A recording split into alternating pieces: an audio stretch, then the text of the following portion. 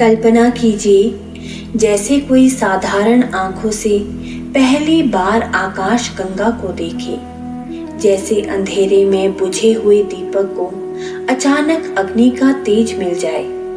ऐसा ही कुछ अनुभव अर्जुन के साथ हो रहा है। एक सामान्य मानवीय दृष्टि अब दिव्य दृष्टि बन चुकी है और अब वह जो देख रहा है वह केवल ईश्वर नहीं, संपूर्ण सृष्टि का सार है।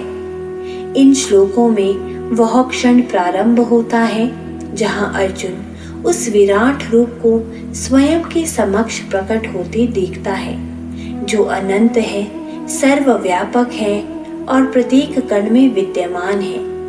उसे वह रूप दिखाई देता है जिसमें भूत, वर्तमान और भविष्य तीनों समाये हुए हैं, जिसमें सभी देव, ऋषि, तत्व और लोक स्थित है। यह केवल दर्शन नहीं, एक जगा देने वाला आंतरिक विस्फोट है। आज की पीढ़ी जो अक्सर बाहर की दौड़ में आत्मा से कट जाती है, उसके लिए यह विराट दृष्टि एक रिमाइंडर है कि परम सत्य हमसे बाहर नहीं, हमारे अंदर है। बस देखने का कोण बदलना है। इन श्लोकों में कृष्ण का रूप सीमाओं को लांघता है। वह कहीं भी नहीं और फिर भी हर जगह है। यह उस सत्य का उद्घाटन है जो कहता है, मैं ही यह संसार हूँ, मैं ही काल हूँ, मैं ही कारण और परिणाम हूँ। यह दर्शन आज की मानसिक थकान, उद्देश्यहीनता और पहचान के संकट से जूझते युवा को उसकी आत्मा से जोड़ सकता है, जहां वह अपने जीवन को किसी छोटे लक्ष्य से नहीं, ब्रह्मांडीय उद्देश्य से देखने लगता है। तत्रेकस्थं जगत्कृत्स्नं प्रविभक्तमनेकधा अपश्यदेव देवस्य शरीरे पांडवस्तदा। उस समय अर्जुन ने उस दिव्य दृष्टि से संपूर्ण ब्रह्मांड को एक साथ विभिन्न रूपों में विभाजित भगवान के विराट शरीर में स्थित देखा। यह श्लोक उस विराट अनुभूति की शुरुआत करता है जहां अर्जुन पहली बार दिव्य दृष्टि से संपूर्ण जगत को एक ही चेतना में समाहित देखता है। एकस्थम जगत कृतस्नम, संपूर्ण सृष्टि एक स्थान पर।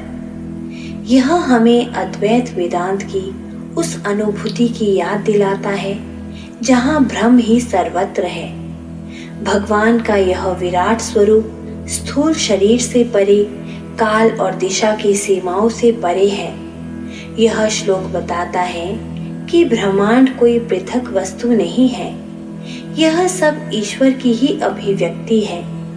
जब हम विभाजन से ऊपर उठते हैं और समग्र दृष्टि अपनाते हैं तो हमें सारा जगत एक ही चेतना से बना दिखता है। यही एकता की अनुभूति है। ततः स विस्मयाविष्टो हृष्टरोमा धनञ्जयः प्रणमय शिरसा देवं कृताञ्जलिर्भाषत। उस दिव्य स्वरूप को देखकर अर्जुन आश्चर्यचकित और रोमांचित हो गया। उसके रोम रोम खड़े हो गए। उसने सिर झुकाकर हाथ जोड़कर भगवान से विनम्रता से कहा। यहाँ अर्जुन की मनोदशा विस्मय और रोमांच दर्शाई गई है। हृष्ट रोमा का अर्थ है शरीर पर रोमांच होना, जो गहन आध्यात्मिक अनुभूति में होता है। यह कोई साधारण दृश्य नहीं था, यह दिव्यता का प्रत्यक्ष साक्षात्कार था। जब आत्मा पहली बार परम सत्य के दर्शन करती है तो वह केवल तर्क से नहीं, संपूर्ण अस्तित्व से झुक जाती है। यह अर्जुन की आत्मसमर्पण की शुरुआत है। एक योद्धा अब एक साधक बन चुका है। सच्चा ज्ञान केवल सुनने से नहीं, साक्षात्कार से आता है और तब विनम्रता स्वाभाविक हो जाती है। अर्जुन उवाच पश्यामि देवांस्तव देवदेहे सर्वांस्तथा भूतविशेषसङ्घान् ब्रह्माणमीशं कमलासनस्था मृषिश्च सर्वानुरगांश्च दिव्यान्। हे देवों के देव, मैं आपके शरीर में समस्त देवताओं को, विविध प्राणियों को, ब्रह्मा जी को कमल पर विराजमान देख रहा हूँ तथा सभी ऋषियों और दिव्य सर्पों को भी देख रहा हूँ। अर्जुन यहाँ वर्णन करता है कि ईश्वर के विराट स्वरूप में सभी देवता, ब्रह्मा, ऋषि और दिव्य प्राणी समाहित है। यह संकेत है कि ब्रह्मांड का कोई भी अस्तित्व ईश्वर से अलग नहीं है। कमलासनस्थम ब्रह्मांडम अर्थात यह ब्रह्मा जी की रचना शक्ति को दर्शाता है, परंतु वह भी भगवान की चेतना में स्थित है।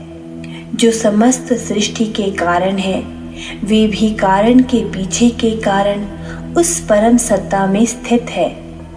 जो भी सत्ता, शक्ति या ज्ञान है, सब उसी परमात्मा की ही लीला है। इसलिए घमंड नहीं, समर्पण ही श्रेष्ठ है। अनेक बाहूदर वक्त्र नेत्रं पश्यामि त्वां सर्वतोऽनन्तरूपं नान्तं न मध्यं न पुनस्तवादिं पश्यामि विश्वेश्वर विश्वरूपा। मैं आपको अनेक भुजाओं, उदरों, मुखों और नेत्रों वाले अनंत रूपों में हर ओर देख रहा हूँ। हे विश्वेश्वर, ना तो मैं आपके आदि को जान पा रहा हूँ, ना मध्य को और ना ही अंत को। यह श्लोक उस परम चेतना की अनंतता को दर्शाता है जो ना प्रारंभ में बंधी है, ना अंत में। नान्तम न मध्यम न पुनस्त्वादिम। यह वाक्य वेदांत की उस परम स्थिति का बोध कराता है जो अनादि अनंत है। ईश्वर केवल समय या आकार में अनंत नहीं है, वह तो स्वयं समय और आकार के पार है। जब अर्जुन विराट को देखता है तो वह किसी सीमित देवता को नहीं, बल्कि अनंतता को, पर ब्रह्म को देख रहा होता है। ईश्वर को मापने की नहीं, अनुभव करने की आवश्यकता है। जब मन सीमाओं से ऊपर उठता है, तब ही अनंत का बोध होता है। किरीटिनं गदीनं चक्रिणं च तेजो राशिं सर्वतो दीप्तिमन्तं पश्यामि त्वां दुर्निरीक्ष्यं समन्तात् दीप्तानलार्कद्युतिमप्रमेयम्। मैं आपको मुकुटधारी, गदा और चक्र धारण किए हुए चारों ओर से प्रकाश से जगमगाते हुए देख रहा हूँ। आपकी तेजस्विता इतनी तीव्र है कि देख पाना कठिन है। मानो हजारों अग्नि और सूर्य का तेज एक साथ चमक रहा हो। भगवान के दिव्य स्वरूप में तेज का वर्णन अत्यंत प्रभावशाली है। यह कोई प्रतीकात्मक तेज नहीं, यह उस चेतना का तेज है जो ब्रह्मा, विष्णु और महेश सभी को आलोकित करता है। किरीट, गदा और चक्र भगवान के कर्म, शक्ति और धर्म की प्रतीक है। यह तेज केवल भौतिक प्रकाश नहीं, आत्मिक जागरण का प्रकाश है। जो आत्मा इस तेज को अनुभव करती है, उसके भीतर अंधकार का कोई अस्तित्व नहीं रह जाता। प्रभु के तेज का दर्शन तब होता है जब हम अपने भीतर के अज्ञान के पर्दों को हटाते हैं और सत्य की आंखों से देखते हैं। त्वमक्षरं परमं वेदितव्यं, त्वमस्य विश्वस्य परं निधानम्, त्वमव्ययः शाश्वत धर्मगोप्ता, सनातनस्त्वं पुरुषो मतो मे। आप ही वह अक्षर परम तत्व है जिसे जानना आवश्यक है। आप इस संपूर्ण जगत की परम आधार है। आप अविनाशी है, सनातन धर्म की रक्षा करने वाले हैं और आप ही वह सनातन पुरुष है। यह मेरा निश्चय है। यह श्लोक अर्जुन के अंतर्मन में जन्मी स्पष्टता का उद्घोष है। अक्षरम परमम यानी यह वही परम तत्व है जिसे उपनिषदों में ब्रह्म कहा गया है। यह तत्व नष्ट नहीं होता, बदलता नहीं और यही हमारे अस्तित्व का मूल है। शाश्वत धर्म गुप्ता यह दर्शाता है कि ईश्वर केवल सृष्टि करता नहीं, धर्म के संरक्षक भी है।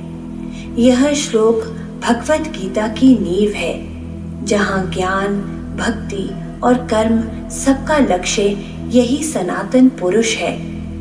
जीवन का सबसे महत्वपूर्ण लक्ष्य है उस परम अक्षर तत्व को जानना जो अविनाशी है और जो भीतर ही छिपा है। इन श्लोकों के माध्यम से अर्जुन केवल ईश्वर का रूप नहीं देख रहा, वह स्वयं को भी एक दृष्टिकोण से देखना शुरू कर रहा है। अब वह समझ रहा है कि वह केवल एक योद्धा नहीं बल्कि उस विराटता का ही अंश है।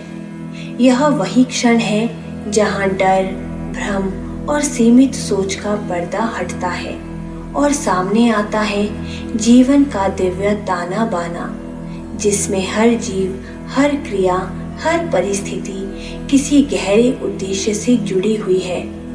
हम सब जीवन में कभी ना कभी ऐसे मोड़ पर खड़े होते हैं जहां हमें समझ नहीं आता क्या सत्य है, क्या कर्तव्य है, क्या दिशा है।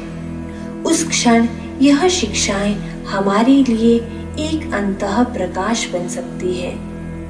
इन दृश्यों की अनुभूति हमें सिखाती है, जब तुम अपने जीवन को विराटता के दृष्टिकोण से देखना शुरू करते हो, तब समस्याएं सिकुड़ने लगती है और आत्मा विस्तार पाने लगती है।